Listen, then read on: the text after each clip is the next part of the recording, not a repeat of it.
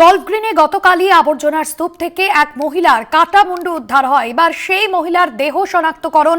Diamond হারবারের বাসিন্দা ওই মহিলা পরিচারিকার কাজ করতেন। অভিযুক্ত পেশায় রাজমিস্ত্রি।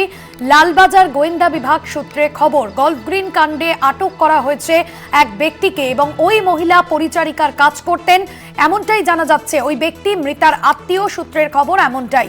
এবং আপনাদের জানিয়ে রাখবো যে অভিযুক্ত পেশায় রাজমিস্ত্রি। লালবাজার গোয়েন্দা বিভাগ সূত্রে খবর, অভিযুক্তের খোঁজে ডায়মন্ড হারবারে চিরুনি তল্লাশি গোয়েন্দা বিভাগের। ওই ব্যক্তি মৃতার আত্মীয় এমনটাই সূত্রের খবর। অভিযুক্ত পেশায় রাজমিস্ত্রি এবং পরিচারিকার কাজ করতেন ওই মহিলা এমনটাই জানা যাচ্ছে।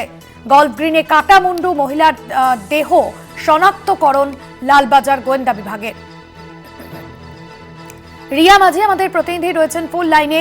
রিয়া, পুলিশ সূত্রে কি জানতে পারছো?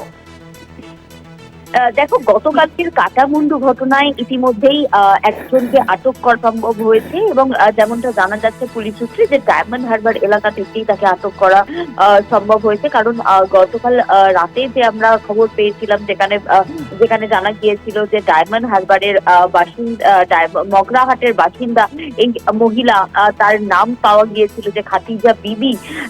সেই মহিলার রিলেটিভ একজনকে সন্দেহ করেছিল পুলিশ এবং তিনি পেশায় রাজমিস্ত্রি বলে এমনটাই জানা গিয়েছিল।